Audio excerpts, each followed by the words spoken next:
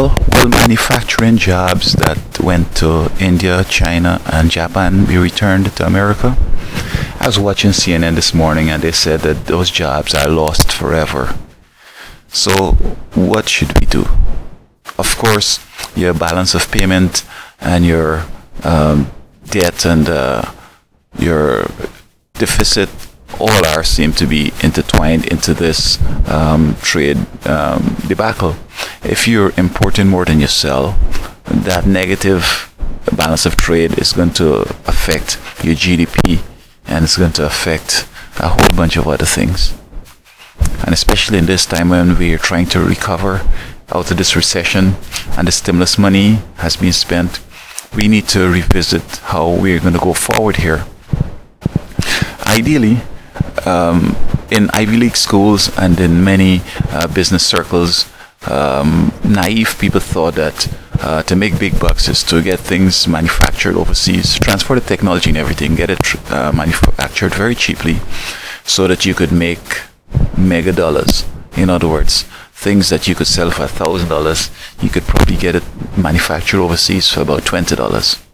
But if you were to manufacture that same product here, it might cost you 6 or 7. I might be exaggerating, but there's a great disparity with manufacturing here as opposed to in the third world. But these folks were thinking short term, it seems. If they had looked down the road to a long-term picture, it's obviously that it's not only that you want to make some profits, but if you affect the GDP in that way, in that you're importing things more than you're selling, and you're transporting manufacturing overseas, it is clear that the GDP is going to drop.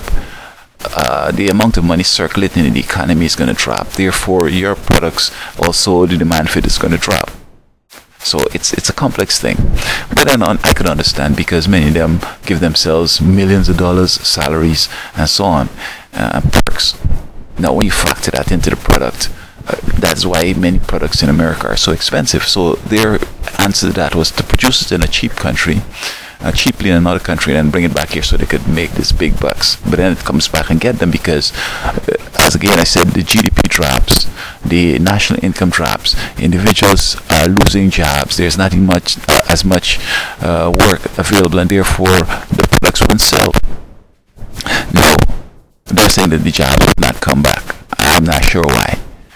Maybe they're hooked in some hypnotic situation, or they like going down to some of these countries where they could have sex with kids or whatever. So the answer is high school students and new graduates from these Ivy League schools should be looking at reinventing manufacturing in America. And many of those products that we import, probably they should go ahead and manufacture them, because you have this whole market to sell and you don't have to have no license to sell overseas, the market only.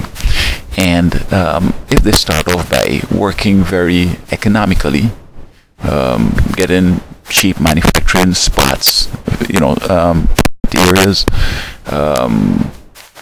hiring people from Latin America and from India and from China that are here, you're not going to pay $50 an hour. You could start off with probably 10, 12 bucks an hour, and you could mechanize much of your processes, use robots, come up in a way that you could do mass manufacturing so that your price would be cheap. And then of course you won't want to give yourself big salaries like 50 million a year or whatever. I mean, can't you work for like $500,000 a year or 100,000 a year?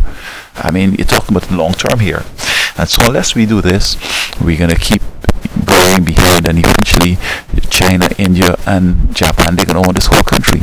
In fact, India now is saying that in the next short bit they're going to be a superpower. So you're arming these folks, and now they're going to come and challenge you for your superpowership, because I don't think they could have one or two superpowers. You got to either be one. And for a nation to become superpower, apparently you have to go to war with a nation that might be there and knock them out. And so they could do it without shooting nukes or whatever, just economically. If they buy up everything in the country and they decide not to use it for any purpose that would benefit us, then it's on. And then we go into a recession and there's no money, and we're spending money, printing money, okay? So let us start encouraging high school students and new graduates to be modest in their expectations and go into manufacturing.